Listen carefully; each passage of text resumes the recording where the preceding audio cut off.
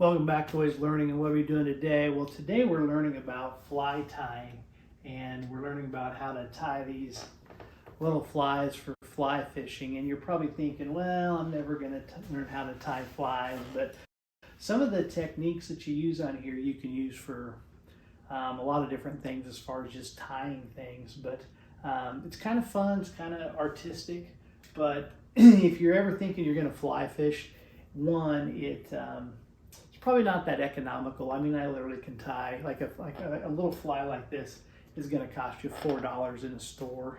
I can tie 50 of them for probably 10 bucks, and it takes me, maybe an hour to tie 6 of them. It goes pretty fast, but it's really just kind of enjoyable and relaxing, and it gives you a way to kind of transport yourself to fly fishing and on a river on a day where maybe it's there's 2 foot of snow on the ground. There's no way you're going to be able to fly fish today, or it's hot in summer, but you just kind of want to get in that kind of mode or mood of fly fishing. And so it's a great hobby to do that. It's really relaxing, and it's not really that complicated. I kind of taught myself how to do it.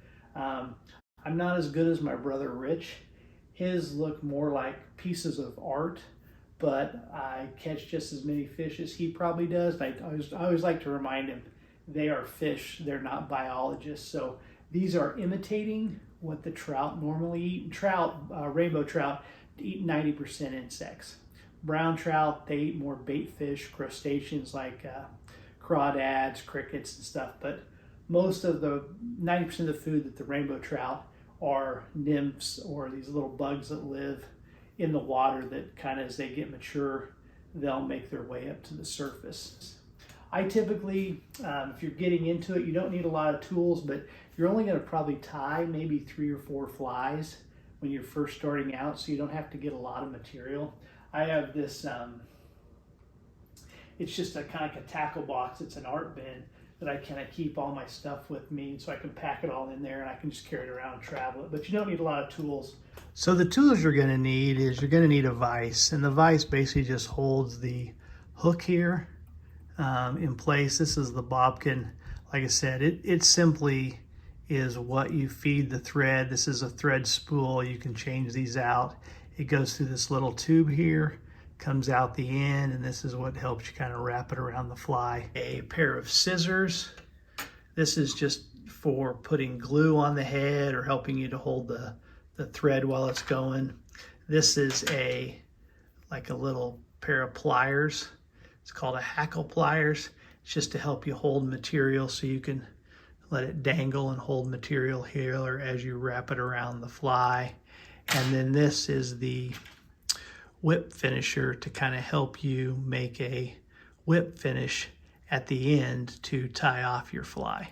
And that's it. It doesn't take a lot of parts.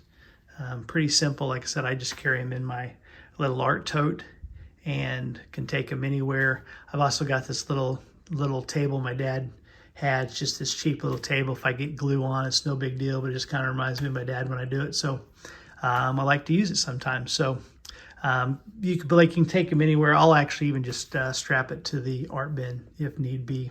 Okay, the vise is really simplistic. So you literally just, I've already put the bead head on this hook, but it's got a little slot here. You just slide the hook in kind of where you want it, and then you simply push this forward and it locks it down. You just want to make sure you got it so the bead head can hold a little bit of pressure.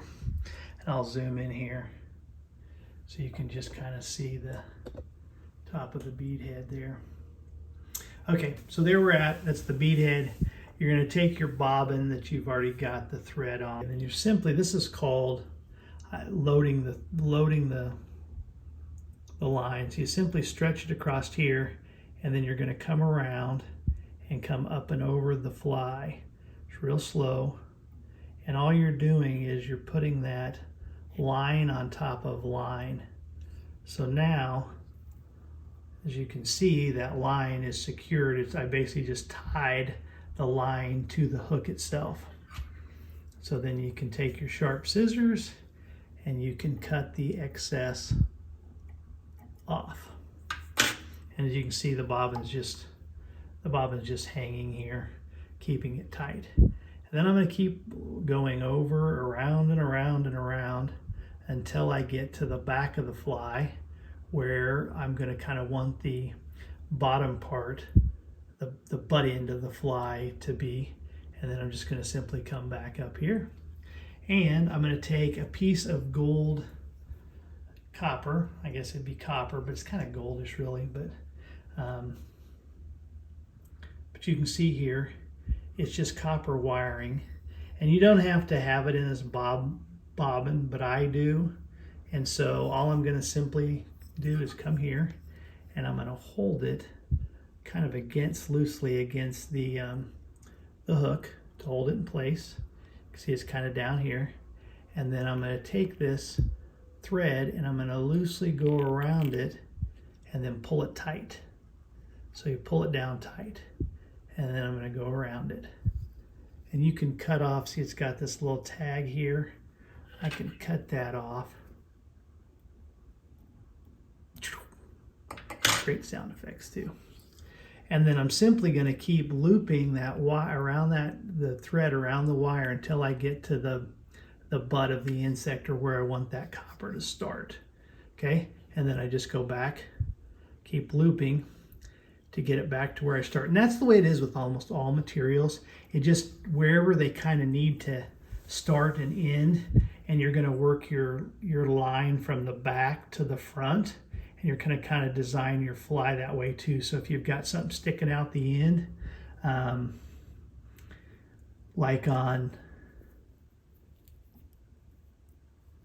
this pheasant tail, then I would tie the tail on and loop it on first, and then I would tie in my wire like I just did, and I would tie in my peacock curl all back here, and then I would just simply bring them up and wrap them, and then use the thread to hold them tight, and then wrap the next one. So it kind of just layers itself. Same thing with dubbing.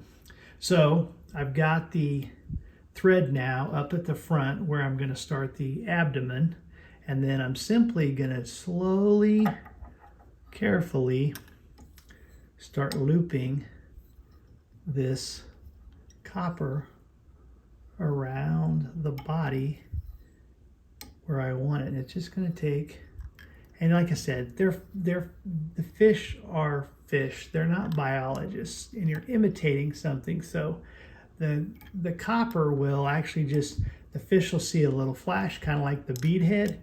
It'll get its attention. It kind of looks like a nymph, like a bug. And so they'll come up and eat it. So this is a round copper. You can get a flat copper, and it kind of lays better. So this is kind of more ribbing, but you're seeing I'm just kind of zoom in here. I've got like a little thread piece here, so it's not perfect. Some people would retie that, or you can just loop it more often. But like I said, you're just going to kind of keep going around.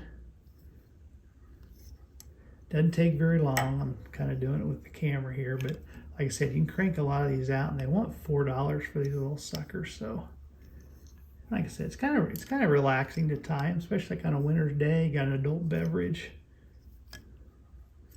Okay, so now I'm past where I want it. Simply going to take the black thread and come over to secure. I can just let that hang. See how it's just, the copper's just hanging, and then I can simply just kind of come over it with the thread on both sides till I get it secure. And then I'm simply going to cut the wire off. So we're done with the wire, and now all we have left is the peacock curl. And the peacock curl comes in, I'll zoom it back out here, just comes in a little bag. This was like 75 cents. So like I said, pretty cheap. And I'm simply going to pull out 3 of these little guys, and you can reuse. 3 go a long way. Kind of want to get them to be about the same length, but they don't necessarily have to be.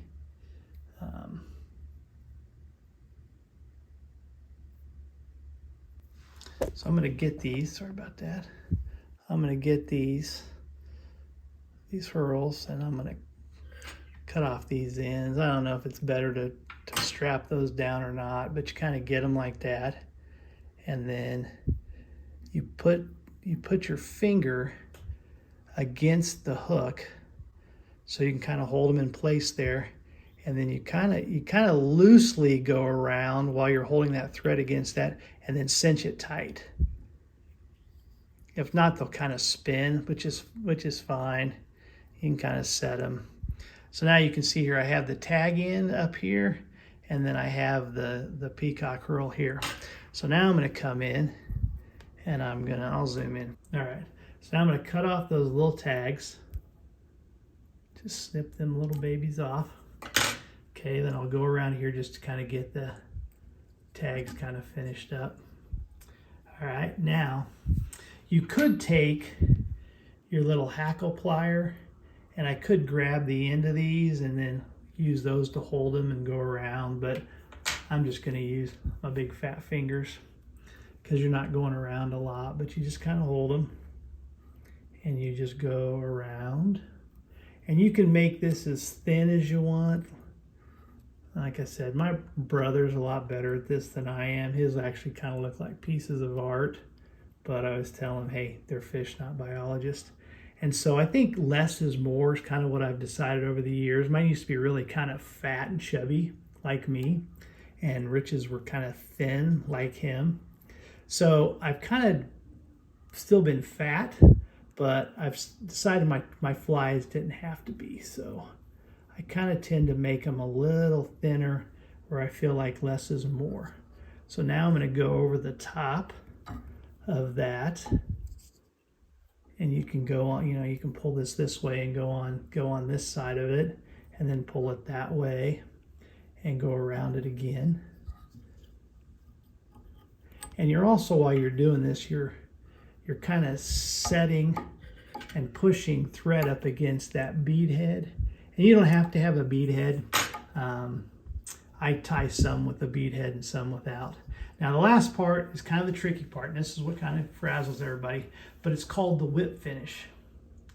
And the whip finish, you can do it a couple different ways. I don't even know how I learned, to be honest with you. I think I just was lazy one day and did it, but you can use your fingers. You basically put them like this, and then you bring it up here, and then, so you take your fingers, and you're going to wrap them here. So I got the line like this, and then you simply come over and twist your fingers, and then you come back around, okay? And then you do the same thing. You just kind of keep coming over and twisting. I mean, it really doesn't matter. And then at the end of the day, then you pull this down. And this is kind of where I'll use the little pin if I have to. I just kind of, or you can let it go and just pull it tight. That's one way to do it with your hand. This other one is a tool, and it's called the whip finishing tool. And so you hold this swivels. So you got to hold this top here so it won't swivel. And then you actually you lay it on there like that. And this has got a little, see how that's kind of hooking at the top? And then you pull your bobbin up and you let go. Now it swivels. Okay, it'll just naturally twist. And you come up under here, and then you've got this tight. Come over the top, kind of keep that tight, and see how it'll just naturally come around. And so you just come over the top, keep coming, and after you get a couple of them around the top of that finish, then you push it this to your left, and it'll pop off that end, and now it's tight with just the hook. So you pull that bobbin down, and then you just simply slide that little guy out. It takes some practice. Like I said, you can do the finish, and then you can snip it. And then if you want to, they have stuff that's called, it's like fly glue. And you would simply take your Flex Seal, and you dip this little guy in there, So you got just a little glob of glue on that's all dried, but you get a little glob of glue on there, and then you simply just, you know, put that on your thread if you're really kind of concerned about it. And there is your little fly. I'll grab the hook end of it so you can kind of see. And there is your fly. That is the Copper John, guaranteed to catch fish anywhere in North America. Here are the 4 flies that I tie. This is the pheasant tail. As you can see, it's got a bead head here. It's got peacock herl here. It's got the gold ribbed kind of spread out more, and it's got a little pheasant tail on the back. That's the pheasant tail. Here's your Copper John. It's got peacock herl here. It's got the little copper here. It's obviously the easiest to tie. There's like 2 parts to it. This is the gold ribbed hair, or it's also the red squirrel, depending on what you tie it with. But you basically, it's got hair guards here on the back to make the tail, and then you simply wrap squirrel dubbing, which is just squirrel that you kind of twist on the line, and then you wrap it around to make the body, and then you're going to wrap copper or gold thread loosely, not as quite as tight as you do on the Copper John, like, you know, every little you'll have little gaps between it. And then you'll get to the top here, you'll use a different color of dubbing for the abdomen, and then you tie in peacock herl and you bring it over the top to make a little shell casing, wing casing kind of there on the front. But it's pretty easy to tie. It's a fun one. That's probably my favorite fly to fish. And the last one is the Prince Nymph. That's what I started out. And the back here, it's got black goose biots to make up kind of the 2 little, look like legs coming out. And then here it's got white goose biots at the top. This one isn't tied very well, but like I said, they're fish, not biologists. And then it's got peacock herl wrapped around it for the abdomen. And then it's got loosely, you can see, just really finely tied around there, is the gold to make little gold kind of stripes, almost like a little candy cane. And then the top's tied off with brown thread to kind of give it more of a head look to it. And that's it. It does have at the bottom some loosely tied pheasant feathers at the bottom here to kind of look like little legs in the water. And that's the Prince Nymph. But those are the 4 that I pretty much tie. And then you can eventually tie all these kind of flies and have a mess and have a big old pile of them, and just tie as many as you kind of want, and then you can separate them in their little bins or lay them out. My brother's is really neat, but mine isn't. I'm too busy catching fish to organize my fly box, is what I say. So anyway, I hope you enjoy it. It is a great hobby, and thanks for watching.